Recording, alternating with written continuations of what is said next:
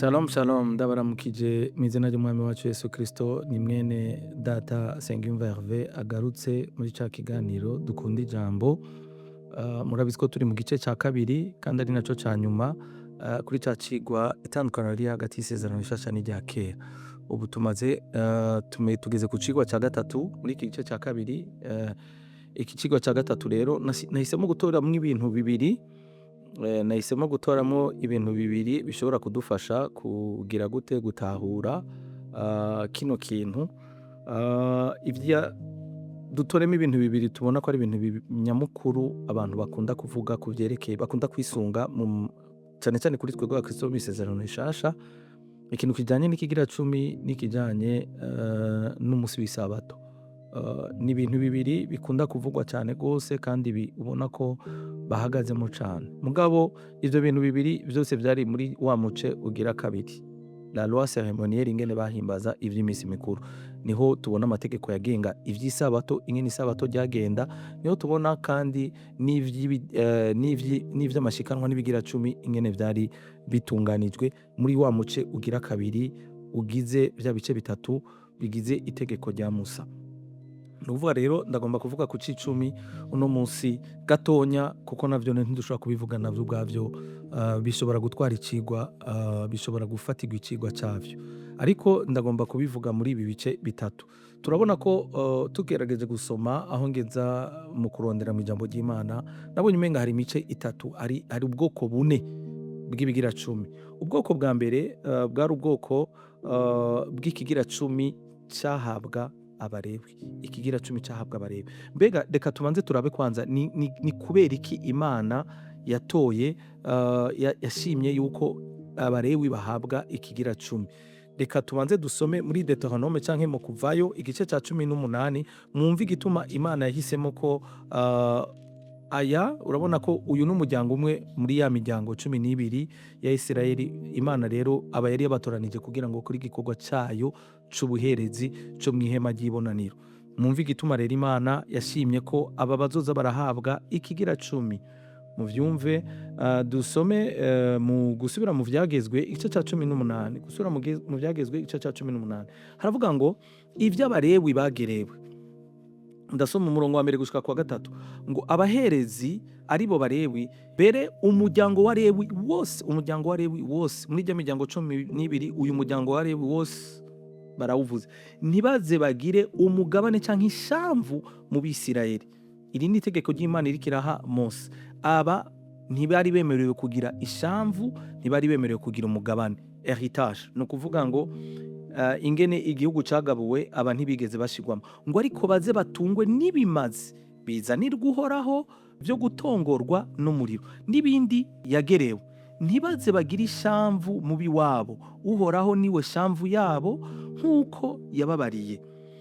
Uyu aze abe ari uwo uba umwanya w'abaherezi abantu bakwiye kuzohora babakurira. Utanze ikimazi ari inka canke intama, azahore akurira umuherezi igikenye c'ukuboko. Aha abagiye kwinjira ingene Abalewi bari babayeho. No kuvuga ngo Imana yamaze kuvuga ati aba mwebwe mu yindi miryango mwebwe nta shamvu mufise. No kuvuga ngo ico ni ikigira cumi ca mbere. Ukeneye kukibona uja mu guharura igice ca 18 kuva ku murongo wa 21 canke ukaja mu Balewi igice ca 27 umurongo wa 30.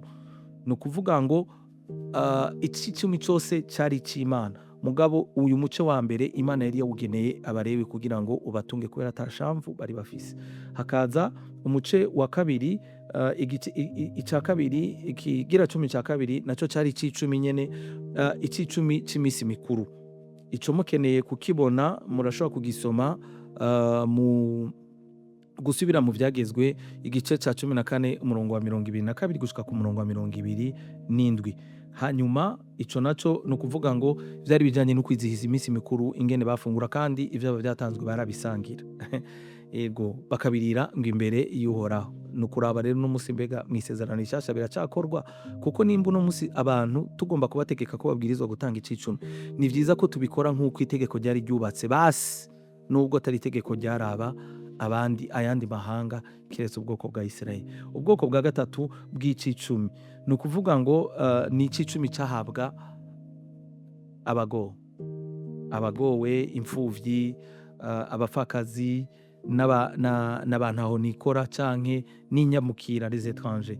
Mukeneye kubibona navyo ingene vyari bimeze, tugenda hahandi nyene muri Deuteronome canke mu gusubira mu vyagizwe igice ca 14 umurongo wa 28 gushika kuri 29. Ruvuga ngo igice ca 14 co gusubira mu vyagizwe kiratomora ibijanye n'ivy'icicumi.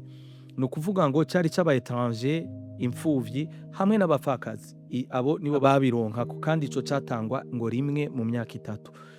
Icanyuma rero ngo ni la dîme des dîmes, icicumi c'ivyicumi, ico Imana yari yagitegetse Abalewi ko nabo bazotegeza kwitangira icicumi. Muri vya vy'icumi batororokanije vyabo, nabo babwizwa gutoramo icicumi cabo bahereza Imana. Ivyo murashobora kubibona mu Balewi igice ca 18 kuva ngo ku murongo wa 25 gushika kuri 32. Ni ukuvuga ngo bagenda bavuga ubwo bwoko bune bwose bw'ivy'icicumi.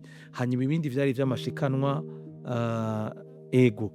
Reka turaberera igice kabiri kijanye n'ivy'isabato. Turabona ko isabato nayo kiri mu kintu abantu bahagaze ko cyane gose, kandi nivyo mu mategeko y'ibi vy'imisi mikuru umunsi w'isabato warurimo. Rero ndagomba ko turaba mbega uburyo Imana yari yarapanze ingene isabato ryizihizwa niko no munsi bikorwa, abahagaze yuko isabato ihagaze ku munsi umwe. Reka tugende dusome gatonya, ndabahe icanditswe kimwe, ibindi muzogenda murabikurikirana kuko umwanya utadukundira ko twobisigura vyose ngo tugende muri kimwe kimwe.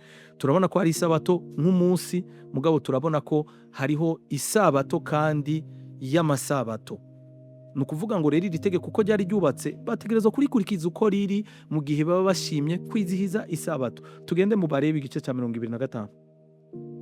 Abalewi igice ca 25 haravuga ngo Uhoraho abarira Mose ku musozi Sinayi ati barira Abisirayeli yuko nibashika mu gihugu nzobaha, ico gihugu kize kigire ikiruhuko nk'isabato co kunyubaha jewe Uhoraho, ngo muze murime mu ndimiro zanyu imyaka 6, kandi muri iyo myaka 6 aba ariyo mututuriramwo imizabibu yanyu, mwamure inzabibu zayo, ariko umwaka ugira 7 uze ubere igihugu nk'isabato yo kuruhuka bihebuje. Ni ukuvuga ngo ufatiye kuri kimwe kuko Mose baravuga rero n'uyu mwaka w'7 baca baharura amasabato 7, ni ukuvuga ngo y'imyaka incuro 7 bakaca bagira isabato rero umwaka bita umwaka wa Yubile.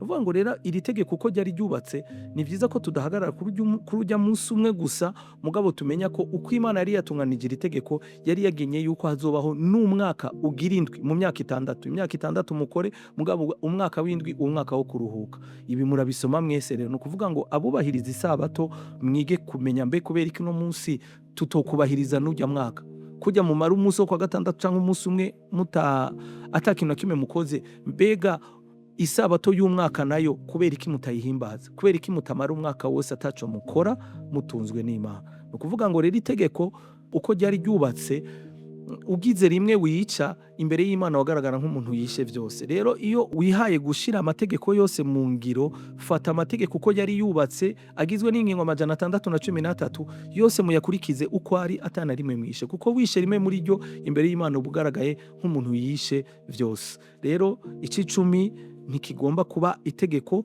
nubwo uno munsi twovuga ngo tugitange, nitugikurikize ibi vy'icumi bine vyose bitangwe, hanyuma mugende muraba kimwe ingene gikorwa. Hanyuma n'ivy'isabato murabe ivy'iyi myaka, umwaka wa Yubile ugira isabato y'indwi y'umwaka, n'isabato y'umwaka ugira 7 navyo muvyubahirize kugira ngo itegeko turyuzuze. Rero mu kurangiza nagomba kurangiriza kuri kano kantu kubera ko nabonye umenga rimwe na rimwe karatugora. Turabona ko mu bisanzwe igihugu ca Isirayeli cari igihugu teokate no bivuga gute mu Kirundi? Cari igihugu no kuvuga ngo gitwawe n'Imana, kigendera ku mategeko y'Imana. ni ukuvuga ngo aya mategeko y'Imana rero, iri tegeko rya Musa jewe ndiko ndariraba ngerageje kurisoma, hanyuma n'uturoshereshe duke nagize tujanye no kuvya amategeko, urabona ko umenga yari constitution canke ryari ibwirizwa nshingiro ry'igihugu canke nation d'Israël. Ni ukuvuga ngo iri tegeko ryari ryarahawe Abisirayeli. Rero muri ivyo rero, muri iryo tegeko, iyi prelevement canke iki c'icumi catangwa, jewe nakibonye kumenga ni kori ryatangwa kugira ngo rishobore gutunga abo Imana yari yarashize ku ruhande kugira ngo bazobe abatunganya ibikorwa vyo mw'ihema ry'ibonaniro, kandi bazotunganya n'imitwarire canke administration ingene batwagwa. Abo kubera ngo atashamvu bari bafise, Imana yari yarabageneye yuko iki c'icumi canke iri kori ryategerezwa kubatunga, rigakora n'ivyo bikorwa bindi vyose nababwiye muri ubwo bwoko bune bw'ivy'icicumi. Umwami Yesu abagirire neza, abatahuze ibirenze ivyo nta mwanya munini turanso kubisigura, mugabo nagerageje kubaha bikuru bikuru, murashobora kuja gusoma kugira ngo namwe mutahure ibiruta ivyo twavuze. Shalom shalom, umwami Yesu abagirire neza.